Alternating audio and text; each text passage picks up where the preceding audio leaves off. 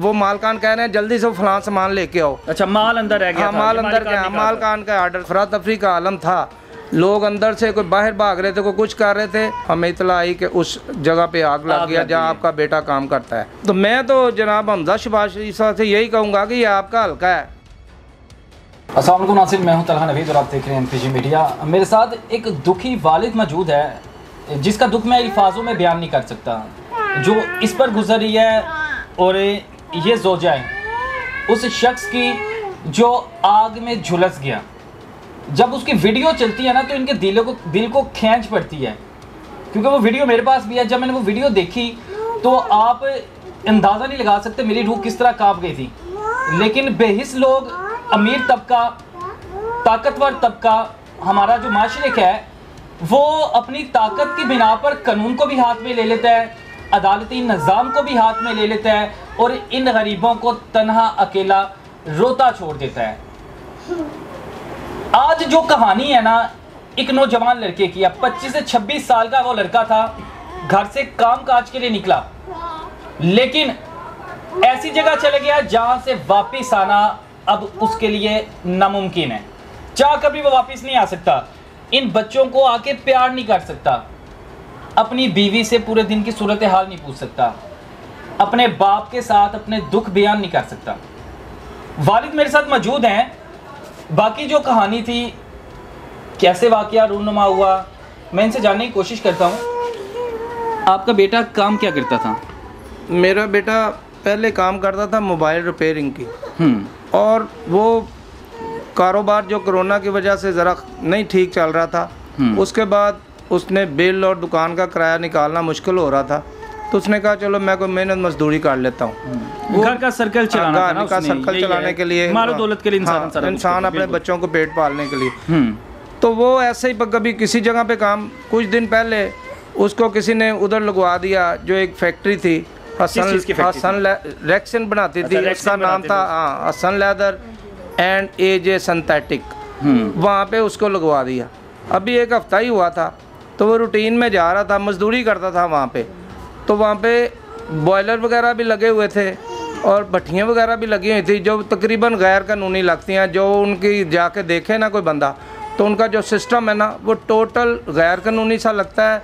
और जैसे कोई मसलन किसी को तबाह करने के लिए ही वो लगा हुआ है, ना किसी को कोई उसका कोई तरीक़ाकार है भट्टी लगवाने का। अच्छा, आग जिस दिन लगी वो क्या तारीख थी उस दिन? वो 13 जून 2022 थी। शाम को 5 साढ़े 5 बजे के करीब हमें इतला आई कि उस जगह पे आग लग गया जहाँ आपका बेटा काम करता है। वहाँ जिस बंदे ने उसको नौकर कराया था, तब तक आपको नहीं था इल्म कि आपका बेटा भी उस आग में झुलस गया है? झुलस गया, अभी तक नहीं पता था। तो मेरे 2 बेटे थे, एक वसीम और तैमूर। हम शदरा में उसका घर है मेरे बेटे का। वहाँ मैं बैठा हुआ था, तो मैंने उनको जल्दी से वहाँ भेजा। वो वहाँ पे पहुँचे हैं तो वो कहते हैं कि अफरा तफरी का आलम था, लोग अंदर से कोई बाहर भाग रहे थे, कोई कुछ कर रहे थे। तो इनको दोबारा ये हमने देखा है कि एक दफ़ा उन्होंने कहा कि वो मालकान कह रहे हैं जल्दी से फलां सामान लेके आओ। अच्छा, माल अंदर रह गया? हाँ, माल अंदर गया। मालकान का आर्डर थे और इनके अकाउंटेंट वगैरह जो है वो ऑर्डर पास कर रहे थे। मालकान भी शायद वहीं खड़े हों, लेकिन हम उन्हें जानते नहीं था, पहचानते नहीं हैं। वो फिर अंदर गया, लेकिन उसके बाद फिर धमाके हुए हैं। वो अंदर केमिकल फटे हैं या कहनी तो भड़कनी थी ना, भड़कनी थी वो, और फटे हैं। फिर उस छतें भी गिरी हैं। वो फिर दोबारा बाहर नहीं आया। हाँ, वो हमेशा के लिए चला गया। फिर बेहिसी का ये आलम है कि ना कोई मालकान, ना कोई सरकारी एहलकार, ना कोई गवर्नमेंट जो हमारी जो है जिसको हम कहते हैं अवामी नुमाइंदे, वो कोई बंदा हमारे पास नहीं आया कि कोई हमारे साथ सर पे हाथ रखे या उन बच्चों के साथ कोई सर पे वो जो यतीम हुए हैं।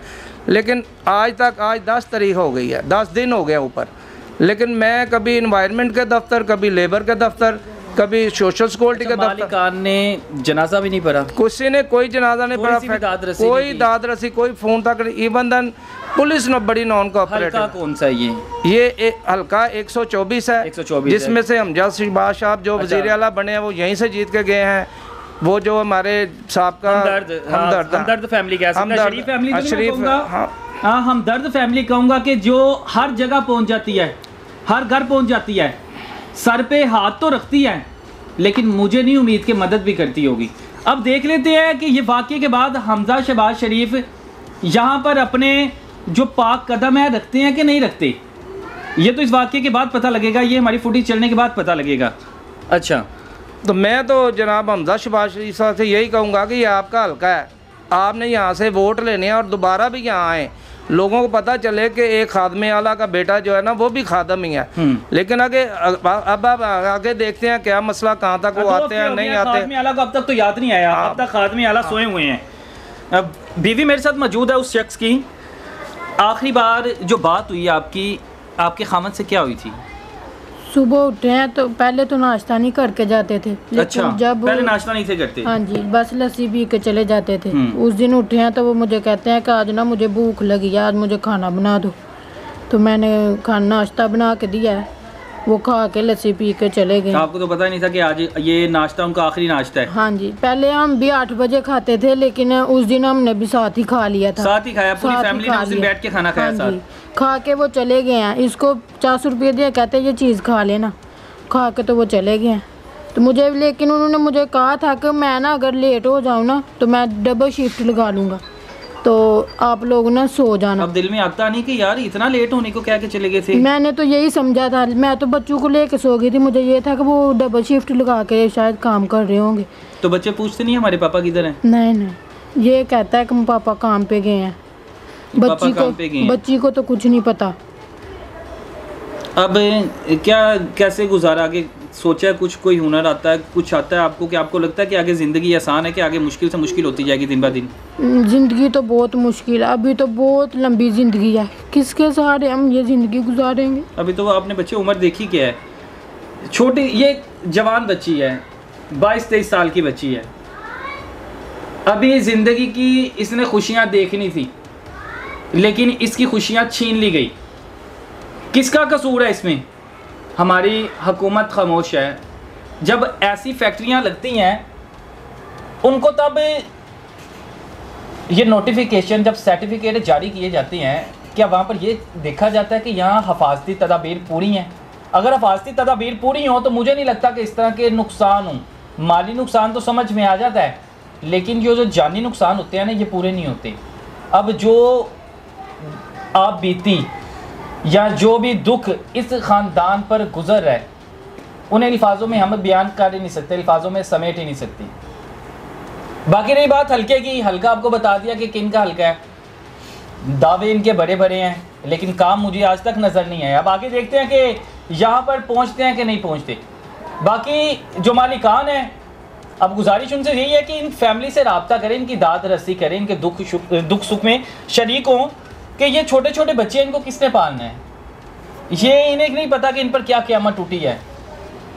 बड़े होंगे, जब वालिद की कमी महसूस होगी ना, तो फिर मुझे नहीं लगता फिर वालिदा को भी कोसेंगे, क्योंकि गुर्बत एक ऐसी चीज़ है जो घर में झगड़े करवाती है, जो बच्चों को गलत रास्ते पे चलाती है। फिर बच्चे क्या करेंगे जब खाने को नहीं मिलेगा? किस तरफ जाएंगे? अगर इनके सर पे साया नहीं होगा किसी का, तो मुझे नहीं लगता कि बच्चों का मुस्तकबिल बेहतर होगा। बाकी ये ज़िम्मेदारी आपकी भी है, ये ज़िम्मेदारी मेरी भी है, ये ज़िम्मेदारी हमारी हुकूमत की भी है, ये ज़िम्मेदारी उनकी भी है, वो शख्स जिनकी फैक्ट्री में काम करता था। बाकी जो भी आप जानना चाहते हैं, मैं इनकी फैमिली का नंबर चला रहा हूँ। फिर भी कमेंट सेक्शन में अपनी राय लाजमी दीजिएगा। अपने मेज़बान तलहा नवीद को दीजिए इजाज़त, फिर मिलेंगे। अल्लाह हाफिज़।